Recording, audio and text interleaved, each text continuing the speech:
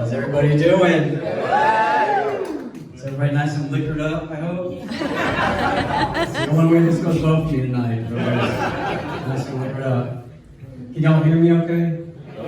I know in the 55 and over neighborhoods. That's the mic check. It's a legit question. A little nervous. It's kind of, well, now it's the second time I've done this. The first show is the first time I've ever done this. I'm a little nervous, but y'all, we're all neighbors and friends. Y'all got me. Y'all got my back. Everybody got me on this. And that's what the scoutmaster said a week ago. I mean, the human s'mores game, that really wasn't a thing. Yeah. So that's as racy as it gets for me. But they say when you're talking in front of a crowd, just picture them in their underwear. So just give me a second. I'm the pretty one. And West. That is oddly comforting.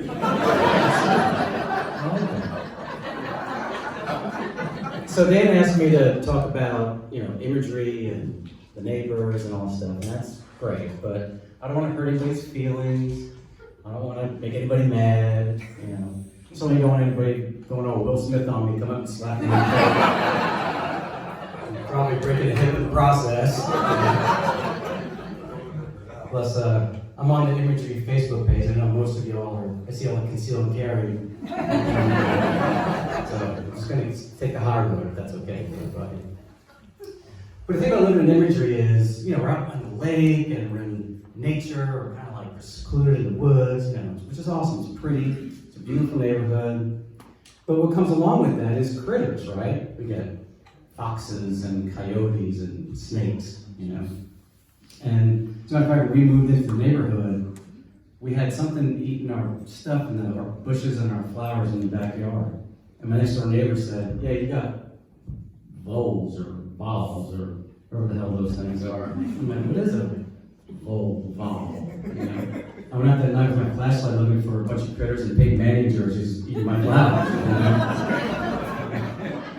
But invariably, inevitably, these critters are going to get into our houses. We're going to leave the doors open, and something's going to happen. You get these. And I can only speak for the Shields family. We're prepared. Because years ago, it's Christmas time, we walk in the house, and all we hear is this. What the hell is that? So I go into the living room, and there's a squirrel just running up and down our mantle on our fireplace. Luckily, we had a fake Christmas tree that year. Otherwise, it would have been a Christmas vacation squirrel in the face situation. So I did what everybody in the TVs and TV and movies do. I grabbed the broom. I didn't know what I was going to do with it. Everybody grabbed brooms on TV, so I grabbed one and I ran in and lunged at this animal, and it went up the chimney. Like, great, it's gone. We're all good. It went up the way it came down. So just to confirm, I got up in there with my flashlight, and the damn squirrel was just resting in the flue on the fireplace. Oh shit, I still gotta deal with this thing. So I look at Lisa has already gone upstairs, down the hall, around the corner, and she's in the bedroom, and she yells through the bedroom door, "Just open the damn back door." I'm like, well, that's a stupid idea. I don't want this squirrel's family joining us for Christmas dinner. I just want this squirrel out of my house. So I said, I'm calling critter control. So one phone call and $150 later, they send me Skeeter. Set it on his shirt. That tan, zookeeper, crocodile hunter shirt, with the gray pants tucked into some dirty rubber boots, John Deere hat. Looked just like a critter control guy should look. So he comes in and he said, "Y'all got a squirrel in your house, huh?" And I said, "Yes, we do. Can you help us?" Sure. So he bends over and kneels down and gives me a nice big, hairy Skeeter butt crack. And a plum on the side, I don't know. So he looks up there and he said, "Hey, just step back and go ahead and open up the back door."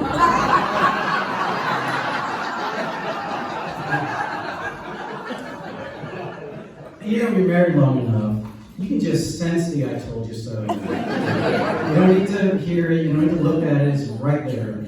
Lisa can do it from upstairs, down the hall, around the corner, into the crack of the bedroom door. So Skeeter takes my broom and he gives it 2 pokes, and the squirrel drops down, runs at me, stops for a second, and gives me this, "You are such a chump" look, and runs out the back door. Squirrel's gone, everything's good. So Lisa, of course, is still stuck up in there with that "I told you so" look. But the other thing about, well, we're ready. So if we get any critters in imagery, you can talk to us. We know how to handle it. But the other thing about imagery is we all love our pets, right? I walk the neighborhood a lot. You all see me in my hoodie sometimes. And we love our dogs and see we're walking dogs. Lennar certainly loves our dogs. So they give them somewhere close to the gazebo to pee. So if they join the pickleball club, they'll have somewhere to pee where we don't.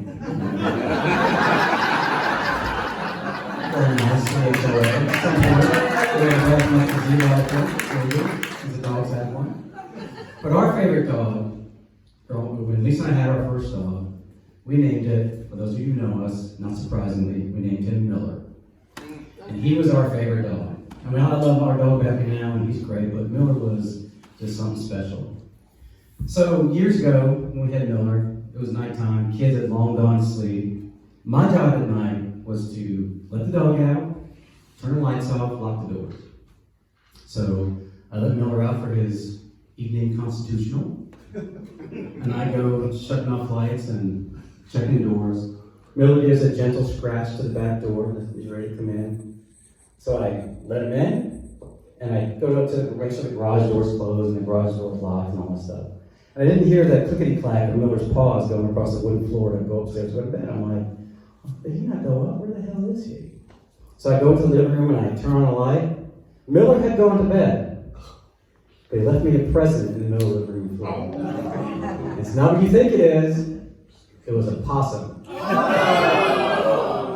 Right?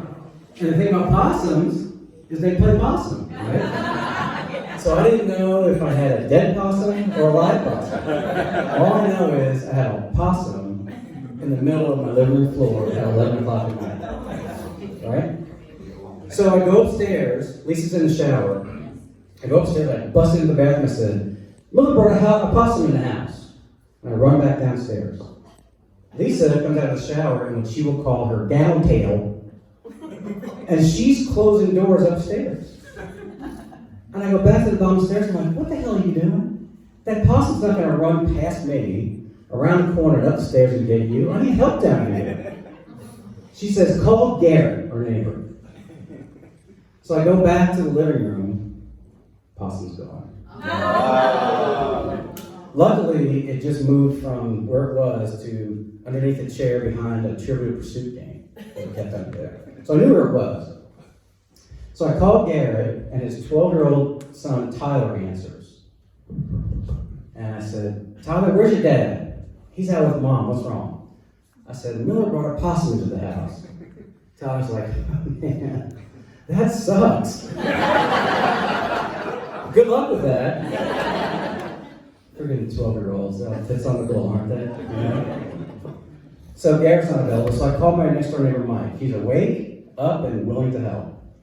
So he shows up with a little red Igloo 6-pack cooler and the universal critter removal tool, the broom. I worked with the squirrel. I already have my broom. So he shows up, and the plan is for me to pull that Trivial Pursuit game out of the way of the possum. He's going to poke it, and I'm going to take my cooler and my broom and brush it into the cooler, put it outside, easy peasy, lemon squeezy, all done, right? So I lean down to grab the Trivial Pursuit game, and the possum chooses geography for a blue wedge. I thought that was strange. Like, why would a possum choose geography? Like, how would it know where Iowa is if it thinks it can get across the road with a car coming in at 55 miles an hour? Now I know, you PC, PETA, animal loving people say, "No, tell them that's not fair. A possum can't see very well." That's cool, I get it. So find a crossing buddy, like the bird. How many times you go down the road and the bird's in the middle of the road, like, please take off, and it doesn't, so you're sure you hit it, or it comes darting out from the side and right in front of your grill. You think you hit it. So either way, when you get to the Harris Teeter, you know you're pulling feathers out of the grill. But you get there, and it's clean as a whistle. So I think the bird's a perfect crossing buddy for the possum. Don't pick a squirrel for a crossing buddy. Those knuckleheads, I mean, they can make it safely across the road, then they dart back like they dropped their keys or the wallet or the last condom. Squirrels are not good crossing buddies. Anyway, so the possum got the geography question wrong, obviously. So I leaned down and I said to my friend Mike, I said, now look, I'm going to pull this game out from the chair. If that possum comes at me before I get my cooler and my broom in place, I'm going to scream like a girl and fart. Just giving you a fair warning. He goes, yeah, that sounds about right. That's what he would do, I'm sure. So I pull the game out, possum stays in place. So our plan is still good to go. Mike takes his spot, I take my spot. And he says, you ready? I said, yeah, I'm ready. He pokes that possum on cue, it runs out from the chair, literally across my toes. And all I could do was do this. Oh, oh, oh, oh, oh, oh, oh. Right across the room, didn't even come close to that possum. Mike's like, damn, Tom, you gotta go a little faster than that. I said, yeah, I'll do better next time, sorry, that's bad. So then, now it is across the room, behind the couch, along the wall. It is wedged slap in there. I go, now what are we gonna do? At that point, I had a flashback. I heard a voice, like from the heavens. Actually, it was from the fiery pits of hell. And it had a southern accent. It said, open the damn back door. So I said to Mike, you know what? I'm going to open the door before we poke that possum again. He said, okay. So now, door's open. I take my spot. Mike's over there by the possum. He pokes that thing. It comes shooting out from the back of the couch, right at me. I have my room, and I do a Dan West slap shot, and it spins on the tile floor, and out the back door it goes. Mission accomplished, possum gone, life is good again. Right? So it turns out that the broom is actually the universal critter control, critter removal tool. It is. But the real moral of the story is, if you have a pest in your home and you want it out of the house, open the door or hope it gets into college. That's all I got. Thank you.